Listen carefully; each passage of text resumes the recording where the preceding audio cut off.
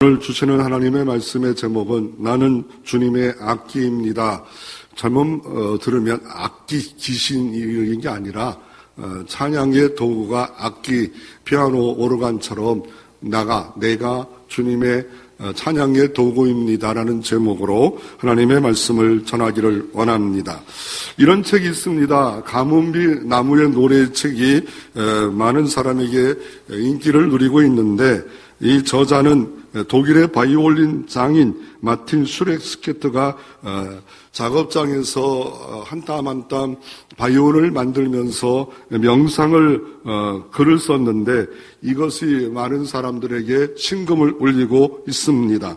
그리고 그것의 그 유명한 사진작가 세계적인 도나토 베터슨이 52장의 이렇게 그림에다가 6개씩 영상을 해서 52개를 만들어서 365일 동안 명상할 수 있는 그런 책을 썼는데 가문비 나무의 노래입니다.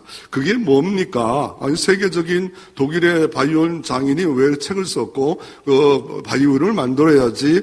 그는 이렇게 말합니다. 이 바이올린 만드는 하나하나가 예술이고 소명이고 이지만 하나님의 울림이 있어야 된다라고 말하고 있습니다. 그리고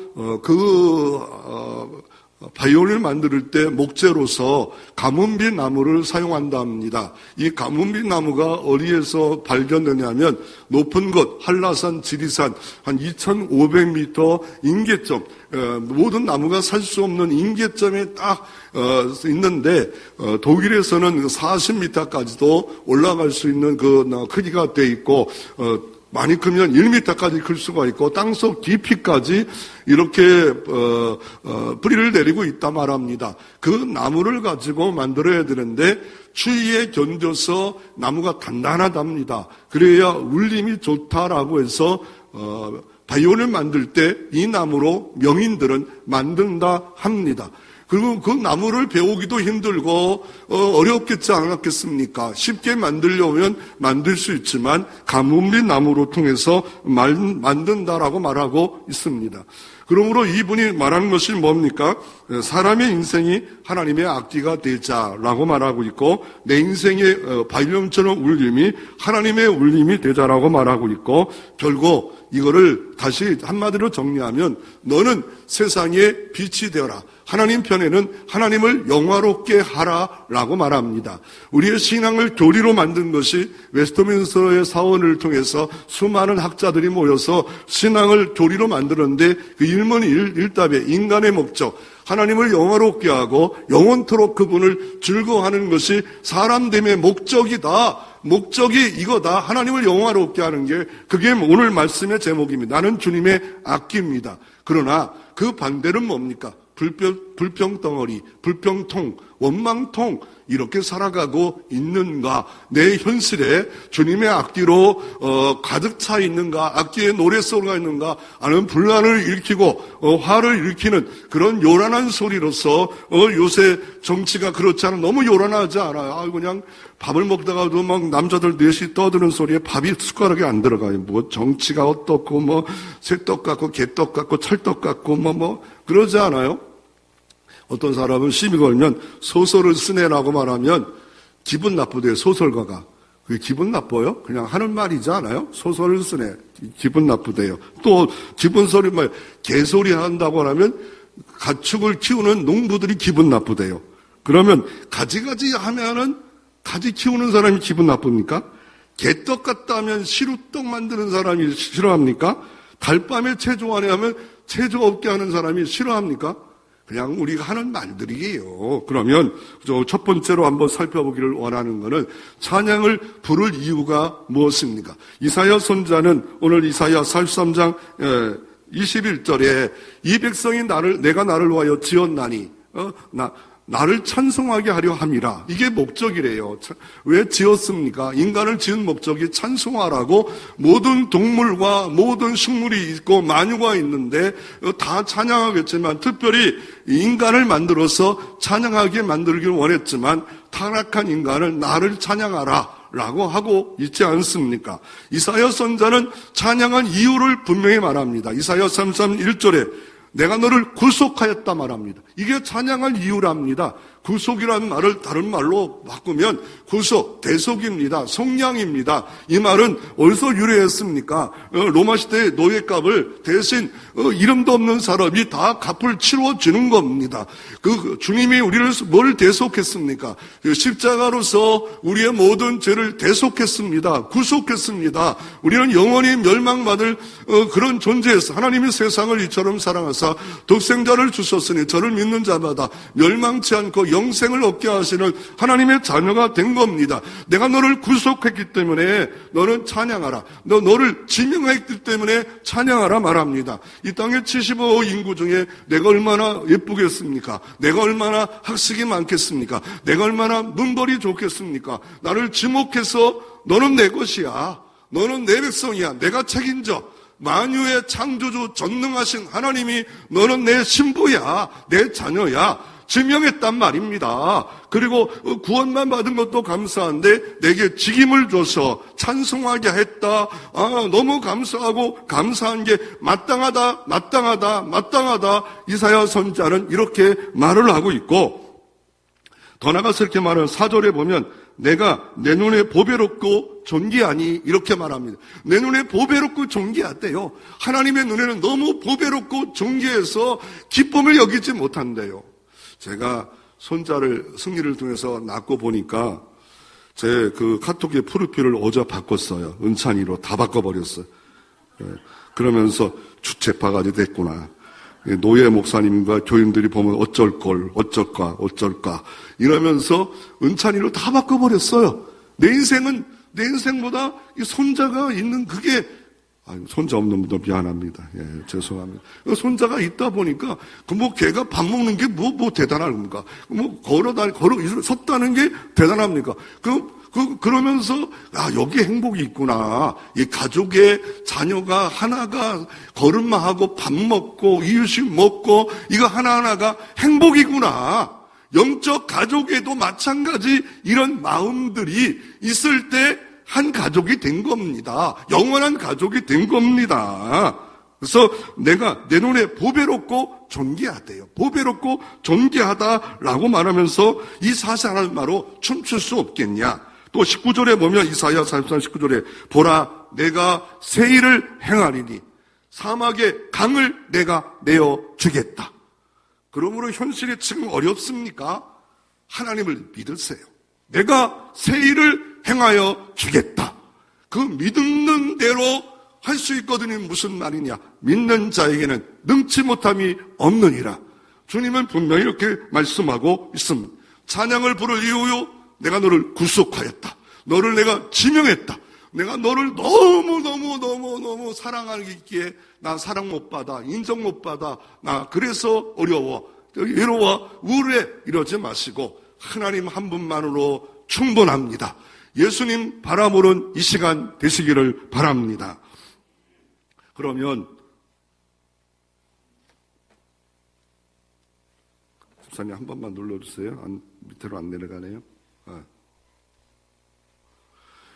그러면 오늘 민수기 10장에 보면 모세가 찬양할 이유를 말하고 있습니다. 모세는 누굽니까? 이스라엘 민족을 애굽에서 지도한 지도자 아닙니까? 정치가 아닙니까? 그런데 이제 이 출애굽해서 1년 정도가 시내산에서 도착해서 도착해서 한 9개월 정도 머뭅니다. 그리고 하나님께서 이제 가데스 바네아로 가라 합니다. 그러니까 지도로 보면 V자가 돼버려요. 이렇게 왔다가 또 이렇게 가래요. 온 만큼 오랫동안 왔는데 1년을 거쳐서 이렇게 왔는데 9개월 있다가 또다시 그만큼 가래요. 그럴 때 그 미지의 세계입니다. 알지도 못합니다. 뭐 GPS가 있는 것도 아니고 내비게이션 있는 것도 아니고 지금부터 4,000년 얼마나 대단하겠습니까? 떠날 때 이 모세가 어떻게 합니까? 오늘 그 모든 말씀을 듣고 어떻게 합니까? 오늘 본문 민수기 11장 모세가 찬양합니다. 모세가 기도합니다. 35절 36절 민수기 같이 한번 하나님의 말씀을 봉독합니다. 걔가 떠날 때 모세가 말하되 여호와여 일어나사 주의 대적을 흩으시고 주를 미워하는 자를 주 앞에서 도망가게 하소서 하였고, 개가 쓸 때 말하되 여호와여 이스라엘 종족에게 돌아오소서 하였더라. 아멘. 모세가 찬양합니다. 하나님을 찬양하는데, 개가 떠날 때, 개가 뭐예요? 이런 개짝입니까? 여호와의 개, 법궤라고 하는 여호와의 임재의 상징인 이 법궤, 이것을 어떻게 알았어요? 시내산에서 있으면서 9개월 동안 가만히 있었던 게 아니라, 그 하나님을 섬기는 방법을 출애굽기 레위기 말씀을 통해서 상세히 설명했지 않아요? 10계명을 줬고, 또 계명을 613가지를 줬고, 더 나아가 성막의 법궤가 뭐고, 이걸 아주 자세하게 제사장이 뭐고, 일꾼이 뭐고 가르쳐줬기에, 이 법궤하면 딱 그냥 누구예요? 그 구약 성경 있는 사람 언약궤로 말합니다. 하나님의 임재가 있고 속죄서가 있는 법궤가 떠날 때에 모세가 말하되 여호와여 일어나소서. 저 법궤만 가면 안 됩니다. 여호와여 일어나소서.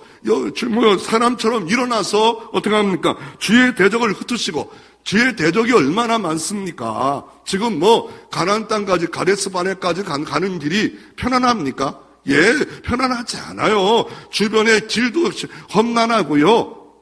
그리고 200만이 모인 사람들이 뭡니까? 군사로 훈련된 사람입니까? 오합지졸입니다. 어린아이부터 장년까지 툭 하면 불평하고 원망하고 이런 사람들 아니겠습니까? 그리고 그 옆에 대적의 나라가 없습니까? 대적의 나라가 너무 많아요. 짐승은 또 없습니까? 여차하면 짐승들이 와서 사자, 늑대부터 수많은 것들이 밤에 낮에 공격하려고 하는 이런 지역을 통과하지 않습니까? 그럴 때 주의 대적을 흩으시고 주를 미워하는 자를 주 앞에서 도망가게 하옵소서. 또 개가 쉴 때 그냥 도착했으니까 안도하고 있는 게 아니라 여호와여 이스라엘 종족들에게 돌아오소서. 일어나셨으니까 일어나서 계신 상태가 아니라 임재해달라고 기도하는 이 모세가 기도가 나와요. 이게 찬양이에요.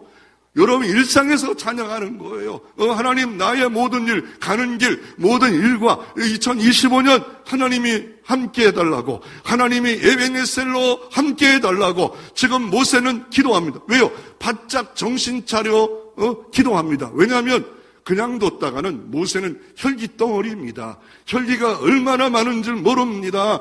자기가 분노가 나면 사람을 막 때려 죽여버리는 이런 사람 아닙니까?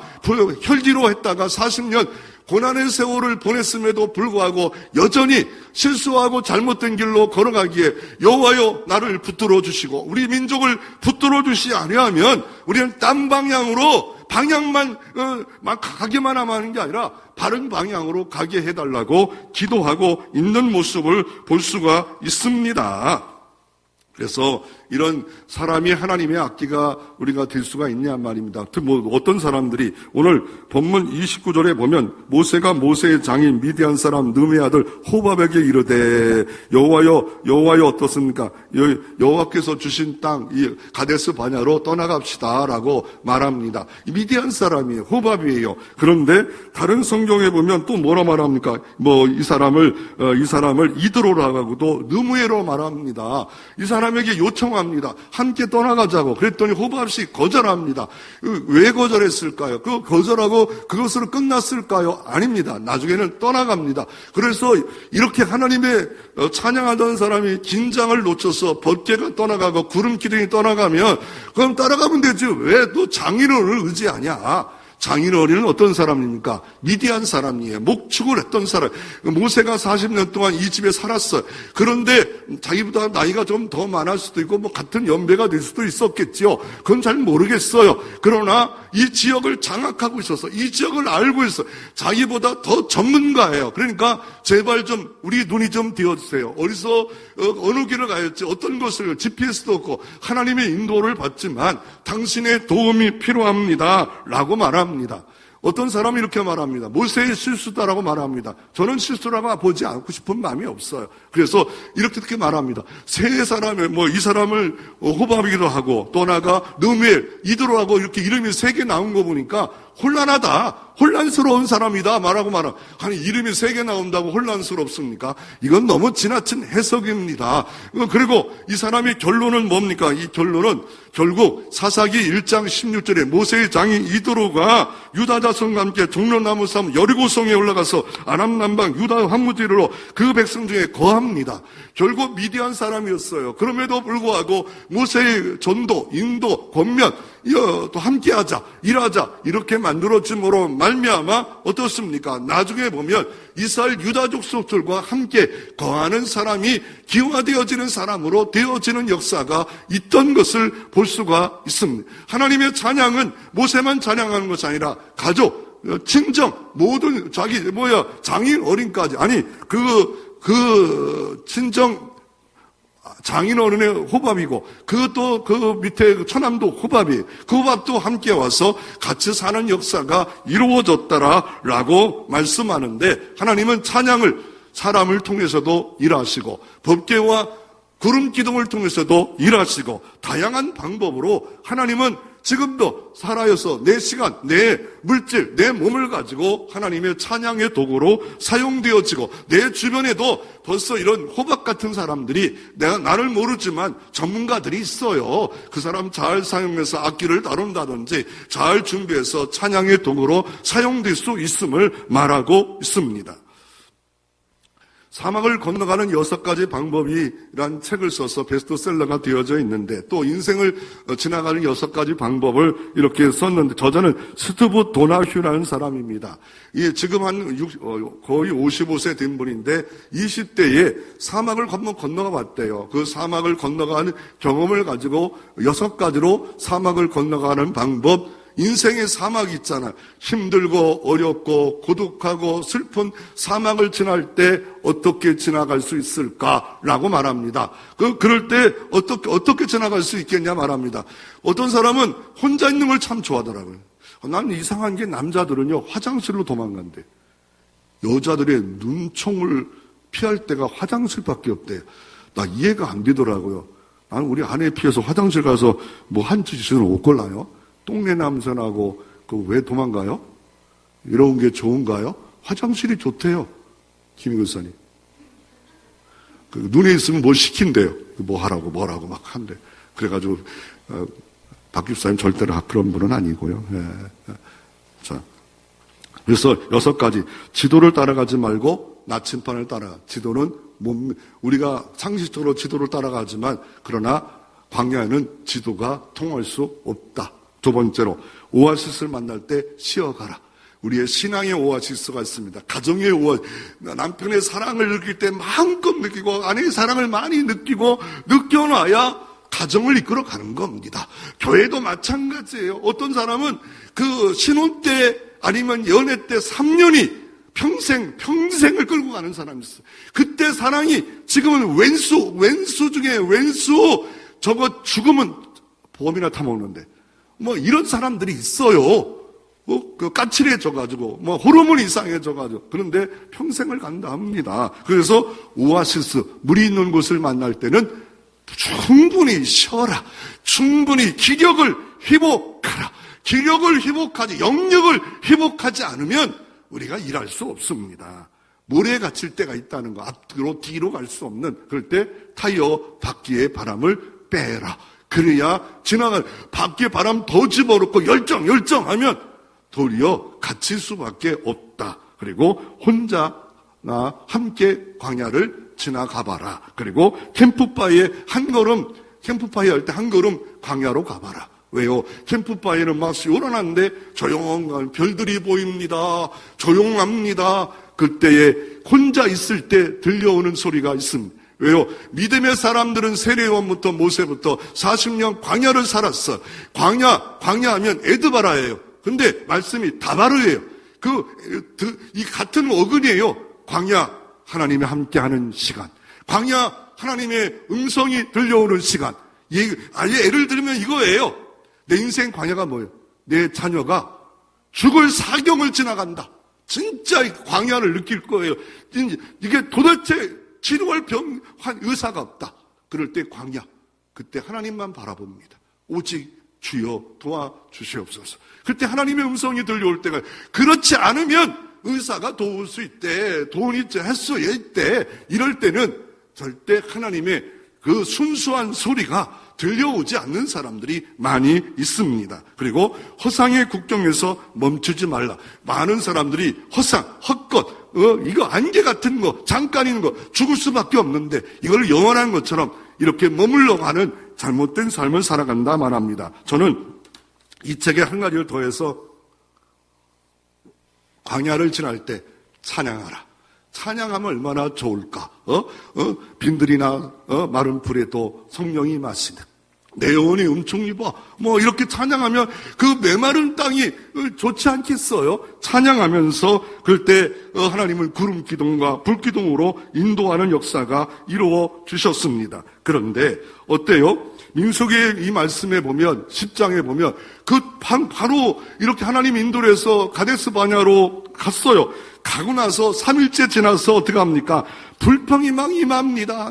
이 가데스 바냐가 신의 광야입니다. 광야에 진짜 있다 보니까 신의 산은 그래도 산이라도 있죠. 여기는 광야입니다. 아무것도 없어. 사막지대요. 그랬더니 하나님이 매일매일 줬던 게 뭐예요? 만나였어. 이게 웬 떡이요? 웬 거? 그런데 왜 만나만 줍니까? 왜 만나만 줍니까? 만나. 일상이 행복이었는데 그 만남 때문에 불평해요. 만남 때문에 감격했던 것을 때문에 불평해요. 만남 때문에 더 어떤 일이 벌어집니까? 그래서 70여 명 장로를 세워서 하나님의 일을, 모세가 너무 많은 재판을 하니까 장로들과 그렇게 하지 마라. 그래서 나눈 일들을 했었고, 더 나아가 이 모세가 장가를 들어요. 흑인 여자 장가드니까 가장 가까이 있는 누가?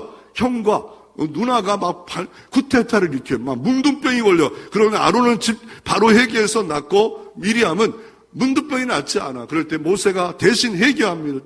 나를 죽여달라고, 우리 누이 치료해달라고, 이민족을 그러고 나서 어떡합니까? 또 막 불평하니까 전염병이 막 도는 역사가 있었고, 결국 하나님이 메추라기를 내려주시면서 전염병으로 치고 다시 또 회개하고, 이런 하나님의 악기가 아닌 불평의 도구, 원망의 도구로 수십 번 전철해도 여전히 뭡니까? 길가 같은 그런 삶을 살아가는 그 말씀이 민수기 말씀입니다. 여러분, 광야는 어때요? 별들을 보며 찬양합니까? 공기를 보며 나는 공기 만들 수 없습니다. 별들을 만들 수 없습니다. 하나님, 이 광야에도 만나를 주시네요. 하나님, 기가 막히시네요.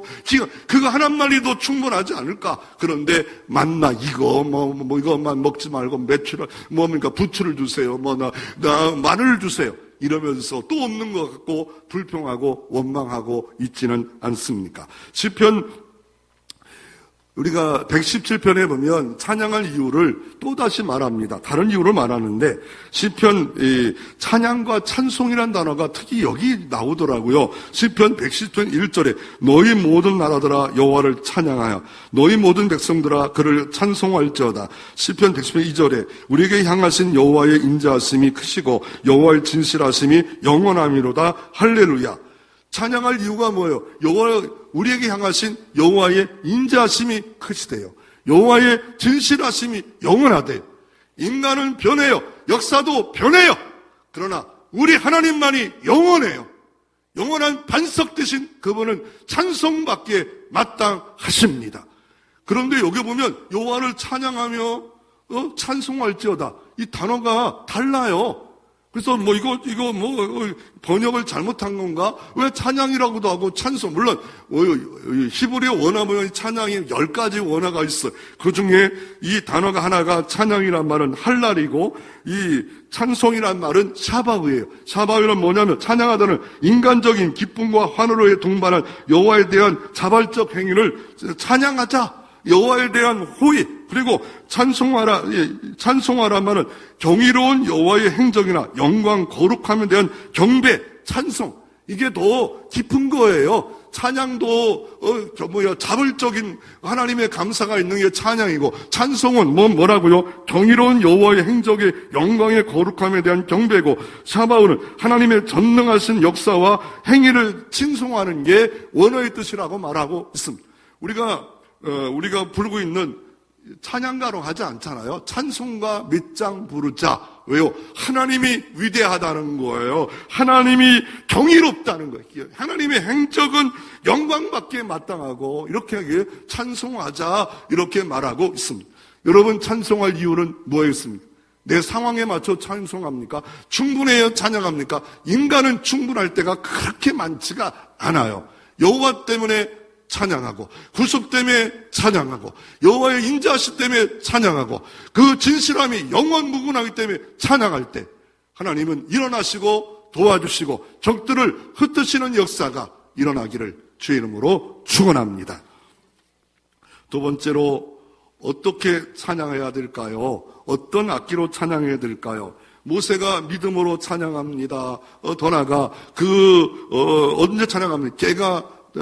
개가 일어날 때, 개가 출발할 때, 개가 설 때, 아니, 당연히 갔는데 왜 찬양해요? 일상에서 찬양하는 거예요.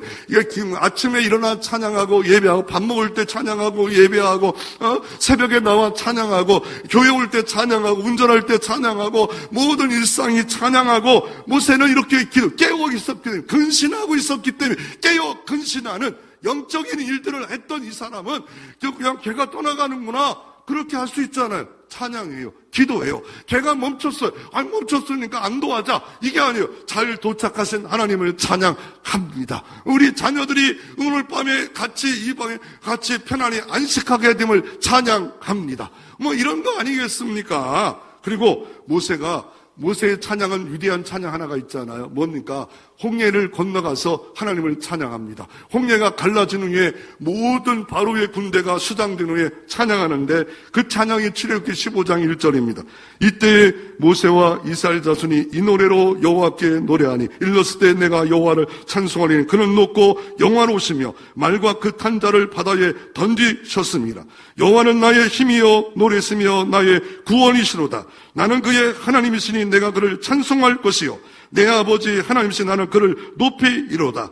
여호와는 용사시니 여호와는 그의 이름이시다. 그가 바로와 병거와 그의 군대를 바다에 던지시니 최고 제관들이 홍해에 잠겼고 여러분의 모든 적들이 하나님이 원하시면 바다에 던지는 역사가 일어날 줄로 믿으시기를 바랍니다. 여호와는 힘입니다. 노래입니다. 구원입니다. 용사입니다. 적들을 원하시면 박살낼 수 있는 역사가 있음을 믿으시기를 바랍니다. 미국의 대통령 에브라함 링컨은 하나님의 악기로서 그의 삶 자체가 하나님의 악기가 됩니다. 그는 기도의 사람으로 링컨은 미국의 16대 대통령이 되었고 그러나 인생에 큰 실패가 29번 엄청난 큰 실수가 아픔을 선거 때마다 더 나아가 죽음, 고통을 당합니다. 그러나 그는 기도의 사람이었고 모든 문제를 만날 때마다 이렇게 기도합니다. 나는 내 지혜, 내 능력, 내 노력만 갖고는 아무것도 할 수가 없습니다. 하나님 일어나옵소서, 함께 하옵소서. 에브라함 링컨은 그렇게 기도했고 그리고 그는 미 합중국을 통일 합중국이 되었고 노예 해방을 이루었고 그리고 나서 남북정제 승리 후 이렇게 고백했습니다. 하나님, 북군의 승리는 기도의 승리였습니다. 우리에게 남군의 로버트 같은 위대한 장군이 없음을 감사합니다. 내게 로버트 장군이 있으면 기도하지 않았을 텐데 그런데 없기 때문에 기도했고 하나님이 도우셔서 승리했습니다. 참 멋진 대통령 아닙니까? 그리고 그런 백악관을 기도실로 만들었던 사람이 바로 누굽니까? 에브라함 링컨입니다. 여러분 가정을 기도실로, 여러분의 직장을 기도실로, 여러분의 운전대를 기도실로 만들 수 있다면 모든 것이 하나님의 악기가 될 수가 있습니다. 그러면 이 어떻게 하나님의 악기가 되냐면요, 그 역대상에 보면 하나님의 성전에서 일하는 찬양대가 어떻게 구성된 걸 쭉 말해요. 뭐 어떻게 하라. 그 중에 하나만 딱 말씀드리겠습니다. 역대상 9장 33절. 또 찬송하는 자가 있으니 내 족속이라. 하나님 딱 구별해서 내 족속을 구별하고 우리는 영적 내 족속이 되어서 찬양하지 않아요. 우리를 구별해서 성도가 되어서 찬양한다. 그러면서 저희가 골방에 거하고 주야로 자기 직분에 골문함으로 다른 일을 하지 아니하였다라고 말하고 있습니다. 골방이 현실적으로 어디예요? 예루살렘에 성전이 있으면 성벽이 있습니다. 성전과 성벽 사이에 이 성벽 바깥에다가 집을 져요. 제사장, 레위인들이 거주하는 그런 집을 져요. 어르신들은 좀 편하게 그늘에 자고 있고, 좀 그런 좋은 데가 있고, 그 젊은이들은 그냥, 자기 있던 옷 하나 깔고 자는 골방에 거하면서 하나님의 일들을 했는데, 자기 직분에 골몰해요. 자기 직분에 골몰해요. 어떻게 하면 잘할까? 어떻게 하면 잘 만들어갈까? 어떻게 하면 감당할까? 어떻게 하면 풍성하게 할까? 어떻게 하면 일을 잘 이룰까? 자기 직분에 골몰했다. 라고 말합니다. 여러분은 골몰합니까? 가정도 마치 골몰해야 되고, 자기 사업도 골몰해요. 학생은 공부하는데 골몰해야 되고, 여러분은 내 주변에 전도하고 선교하는데, 하나님의 사랑이 나타나는데, 골몰해야 되고, 이 골몰이 있었냔 말이에요. 난 어떻게 하면, 하나님의 악기가 되는데, 잘 감당할 수가 있을까는 골몰해야 될 필요가 있다라고 말하고 있습니다. 그리고, 느헤미야 시대가 벌어집니다. 느헤미 때 찬양과 감사의 봉헌식이 있었는데, 느헤미야는 누굽니까? 바벨론 포로로 잡혀간 사람입니다. 그런데 예루살렘에 가서 그는 술 맡은 관원장이 되어서, 그런데 왕 앞에 나갔는데 금심이 보입니다. 그럼 당정 수청인데, 근데 왕이 너 뭐 원하는 게 뭐있냐 그럴 때 한 가지 있습니다. 그리고 하나님 앞에 화살기도 잠깐 기도하며 여차저차해서 내 고향 땅, 조상이 있는 그 땅이 다 성벽이 해파해서 어떻게 될지 모르겠습니다. 허락하시면 나를 보내주셔서 언제 어느 때까지 갔다 올 것이고 감당하게 하옵소서. 허락한다. 그러면 그렇게 보내지 마시고 다른 필요한 것도 허락해달라. 갔다 와라. 라고 말을 합니다. 나중에 다시 왔다가 다시 또 느헤미야가 원래 고향으로 돌아가지 않아요. 그런데 와서 1차 포로 교환이 왔던 사람이 노력했지만 안 되는 거, 그 성벽 전체가 폐허가 되고 성벽이 다 무너졌어요. 완전히 막 그냥 여우와 이 도적대들이 가득한 그런 예루살렘 성전이 있는 곳이 되었어요. 그럴 때 어떻게 합니까? 기도합니다. 3일 동안은 시찰만 합니다. 아무 말도 안 해요. 아무 말도 안 하고 딱 시작을 합니다. 그리고 도비아부터 많은 사람들이 방해가 이루어집니다. 이거는 바벨론을 무너뜨리려는 계략이다 막 하면서 방해 세력이 생깁니다. 그럼에도 불구하고 50일 동안 딱딱딱 자원하는 12지파 사람들을 여기 이 지역 감당하라. 그랬더니 50일 만에 다 만들어졌습니다. 그리고 봉헌식 하면서 이렇게 찬양합니다. 느헤미야 12장 40절에 이에 감사 찬송하는 두 무리가 하나님 전에 섰고 또 나와 민장과 절방도 함께하였더라. 제사장 엘리암기과 마아세와 미냐만과 미가야와 엘로이네와 스가네와 하나야와 다 나팔을 잡았고, 제사장만 나팔을 잡을 수 있어요. 제사장만 나팔을 잡았고, 제사장은 나팔을 잡았고, 또 마아세와 스마랴와 엘리삭과 우시야와 여호하난과 말리아와 엘람과 에살과 함께 있으니 노래하는 자가 크게 찬송하였으며 그 감독은 에스라의 히야였다라고 말하고 있습니다. 크게 찬송하였더라. 이날에 무리가 큰 제사를 드리고 심히 즐거워했어. 이는 하나님이 크게 즐겁게 하였더라. 하나님이 크게 즐겁게 하였. 만들어진 게 즐거운 게 아니라 하나님의 희락의 영을 불어넣어 주었더라. 부녀와 어린아이도 즐거워했으므로 예루살렘이 즐거워하는 소리가 멀리 들렸도다. 여러분의 가정에 희락의 영이 임하기를 바랍니다. 이런 악기가 되기 위해서 마지막은 악기를 조율할 필요가 있습니다. 아무리 좋은 재능을 갖고 있고 악기를 줘도 조율하지 않으면 녹습니다. 이상한 소리를 냅니다. 하나님을 찬송하라, 하나님을 높여라, 하나님을 예배하라, 이렇게 만들었건, 그런데 이 악기가 이게 도리어 불평하고 원망통으로 바뀌어져서 늘 원망, 불평, 눈빛, 모든 삶이 이렇게 되어지는 이런 도구가 될 수 있지 않아. 조율해야 돼요. 다시 조율하고 조율해서 만져서 버릴 거 버리고 다시 새 것으로 바꾸고, 그럴 때 조율은 필수입니다. 신앙의 조율이 필요합니다. 기도의 조율이 필요합니다. 믿음의 조율이 필요합니다. 헌신의 조율이 필요합니다. 왜요? 이제 우리는 허상의 국정에 서 있으면 안 됩니다. 우리는 언젠가 죽습니다. 우리는 한 줌의 흙으로 갈 수밖에 없습니다. 오늘이라는 시간에 우리는 내일을 보장하지 말고 하나님의 악기가 되시기를 주의 이름으로 축원합니다. 여호사밧이 위기 때 찬양합니다. 모압, 암몬, 몇 나라가 연합군이 와서 그럴 때 여호사밧 왕이 믿음의 사람이 기도해. 그런데 여호사밧도 크게 두려워했대요. 예, 두려워요. 현실이 어려우니까 크게 두려워요. 그러면서 어떻게 합니까? 온 백성들의 금식을 선포하라. 함께 기도하자. 금식 선포합니다. 그리고 어떻게 합니까? 벽을 바라보면서 오직 주만 바라보나이다. 이게 여호수아의 특별한 하나님의 음성이 임한 겁니다. 시험, 문제 다 바라보지 않고 오직 예수만 바라보자. 주만 바라보자. 그럴 때 하나님이 지혜를 주십니다. 찬양대를 앞세워라. 그리고 군대를 뒤따라가게 하라. 그런데 하나님 어떻게 합니까? 아니 이거 인간적 봐도 전략이 안 맞아. 너 그렇게 하지 마라. 하나님을 의지하라. 그런데 어떻게 합니까? 그날에 여호와가 복병을 두심으로 하나님이 치셨더라.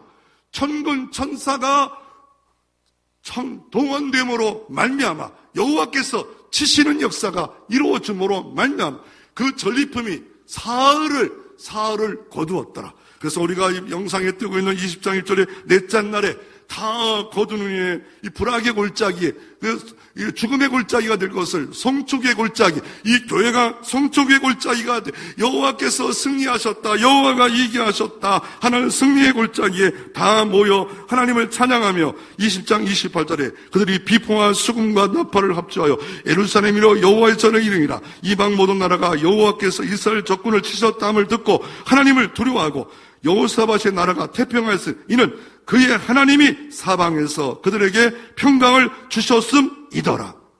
하나님이 사방에서 평강을 주셨더라. 왜요? 여호사밧 같은 하나님을 의지하는 한 사람, 가정을 두고 십자가 앞에 두는 한 사람, 그 사람이 민족을 깨우고 세상을 깨우는 역사가 이루어지십니다. 사방에서 하나님의 평강이 여러분의 가정에도 임하기를 바랍니다. 그러기 위해서는 악기가 되시기를 바랍니다. 세 번째로 주님의 악기의 종류는 뭡니까? 이 찬양에 대해서 가장 잘 나온 건 시편 150편입니다. 시편 150편은 짧아요. 6절밖에 안 돼요. 그런데도 불구하고 찬양이라는 단어가 여러 번 12일에 사용되고 언제 찬양합니까? 성서에서 찬양하고 궁창에서 찬양하고 능하신 하나님을 찬양하고 위대하신 하나님을 찬양하고 시작부터 할렐루야요. 여호와를 찬양하라. 마침도 여호와를 찬양하라. 뭐로 찬양합니까? 악기로 찬양해요. 어떤 악기 종류가 있습니까? 나팔, 비파, 수금, 소고, 현아, 퉁소, 재금 이런 악기로 찬양하래요. 악기로. 그리고 가장 중요한 악기가 뭡니까? 호흡이 있는 자마다 네 목소리로 여호와를 찬양하라. 왜 찬양이 없습니까? 술 취하지 마라. 이는 방탕한 것이니 성령의 충만을 받으라.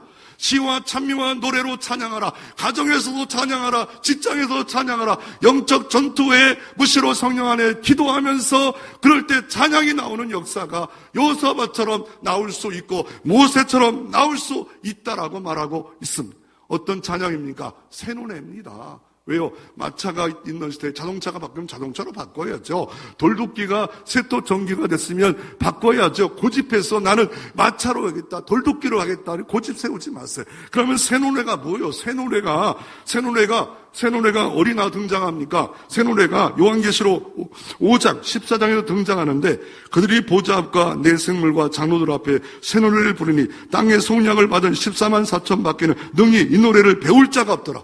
능히 이 노래를 배울 자가 없대요. 14만 4천 밖에 없대요. 그리고 이게 신약만 등장하는 게 아니라 구약에도 등장해. 이사야 42장 10절에도, 시편 90편 1절에도, 시편 40편 3절에도 새 노래고 우리 하나님께 올릴 찬송을 내 입에 두셨으니 많은 사람이 보고 두려워하여 여호와를 의지하려다.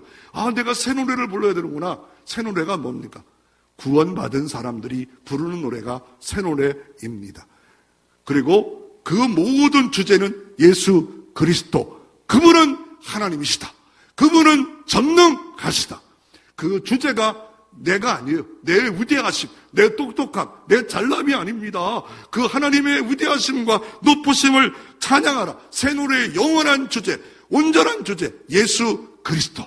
그분이 구원자이십니다. 그분은 우리의 힘이십니다. 노래하라라고 말하고 있습니다. 이게 새 노래입니다. 새 노래, 새 노래. 그러면 하나님이 주신 찬양의 도구는 우리에게는 뭐가 있는가요? 모든 별들을 통해서 하나님을 찬양하래요. 시편 36편. 모든 만유를 통해서 찬양을. 여러분 가진 것 갖고 다 찬양하래요. 시간 갖고 찬양하래요. 몸 갖고 찬양하래요. 관악기로 찬양하래요. 현악기로 찬양하래요. 타악기로 찬양하래요. 최고의 도구는 뭡니까? 호흡이 있는 자마다. 하나님의 숨결이 있는 자마다 여호와를 찬양하라. 네 목소리로, 네 몸으로, 네가 찬양하라 말을 하고 있습니다. 이런 찬양을 승리했던 한 자매를 소개하기를 원합니다. 칼림바 전도자 장진영 자매입니다. 큰 교회에서 하프를 연주했던 이 자매가 나를 통해서 하나님 더 찬양할 게 뭡니까? 기도하다가 지혜를 줬어. 그 아프리카의 신들을 찬양하는 이 칼림바를 딱 보니까 너무 소리가 예쁜 거예요. 저거 갖고 하나님 찬양하면 좋겠다. 오른손을 갖고 찬양하는데 그거를 다 준비하고 다 해놨어요. 그런데 코로나가 걸렸어요. 코로나가 다 뭘 준비했냐면 악보를 준비했고 더 나아가 연주법을 준비했고 하나님의 지혜를 얻어서 다 칼림바를 준비했어요. 그런데 뭡니까? 코로나가 벌어졌어. 근데 코로나가 도움이 됐어. 왜냐하면 호흡으로 하는 게 아니라 손가락만 하니까 그때 엄청나게 많은 사람에게 그렇게 해서 사단법인을 만들었어요. 그 사람 아무것도 아니지만 내가 어차피 찬양하는데 나를 통하여 더 하나님을 찬양할 방법이 뭘까? 아프리카 신을 찬양하는 저거 갖고도 할 수가 있구나. 단순한 갖고도 하나님을 찬양할 수가 있구나. 여러분의 재주가 뭡니까? 가진 게 뭡니까? 크리스마스 때 맞이해서 하나님을 찬양하라 이런 시간을 갖지 않아요? 그런데 어떻게 찬양을 준비하고 계십니까? 구약에 수많은 찬양의 악기들이 있지 않아? 아까도 보면 그게 어디서 보관되냐면요. 이 성막에 보면 여인의 뜰이 있어요. 가장 먼저 보면 여인의 뜰에 그곳에 2개의 방에 바로 15계단 옆에 2개 방이 있는데 거기다가 잘 갖다 놔요. 보관해둬요. 왜요? 필요할 때 쓰기 위해서. 여러분의 악기는 어디 있습니까? 필요할 때 꺼내 스스로 만들었습니까? 여러분의 악기를 뭘 다루고 있습니까? 차에 있습니까? 가정에 있습니까? 가장 중요한 장소에 있습니까? 하나님을 찬양하자. 찬양할 때 기타가 멀리 있고, 피아노가 멀리 있고, 그거 어렵지만 가장 간단하게 하는 내 목소리는, 내가 갖고 있는데도 불구하고 찬양하지 못하고 괴로워, 힘들어, 어려워, 답답해, 안 풀려, 막 이렇게 살고 있지 않아요. 그런데 어디 가서 찬양했습니까? 바로 찬송가 304장은요, 아우슈비츠 수용소, 가스실에서 벽에 이런 글을 하나님을 찬양하라. 그리고 영어로 God is here, 여기서. 가스실을 기다리고 있는 이 유대인들이 여기에 찬양하라. 누구의 글귀가 있었어요. 그런데 유대인들은 이런 내용을 갖고 누가 만들었냐면 이 하타부트 스곳이라는 사람 곳이라는 것이 있는데 이거는 유대인들이 77절 때 오순절 때 부르는 노래예요. 그 내용이 뭐냐면 하나님을 찬양하라. 모든 막대기로 글을 써도 다 쓸 수가 없다. 그리고 하나님을 글을 써라. 그럴 때 모든 바다의 물을 갖고도 다 글을 쓸 수 없다. 이걸 가지고 편곡해가지고 레만 목사가 1917년에 아내가 하트에다가 도시락을 주고 유대인들의 찬양 가사를 받는 순간에 감동이 있어서 그 크신 하나님의 사랑 먹물로 다해서 찬송하고 이거를 빌리그램 밑에 있는 전도자 소경 전도자가 하나님 나를 인도하는데 20m 몰라요. 그러나 나를 인도하는 한 사람 때문에 여기까지 왔고 나를 인도하는 사람 때문에 하나님 한 걸음 한 걸음 나를 인도하듯이 인도할 것이라 하면서 그 크신 하나님을 찬양할 때 그때부터 유명한 곳이 되었더라라고 말하고 있습니다. 어떤 상황에도 여기서 찬양하라고 말하고 있습니다. 누가 찬양합니까?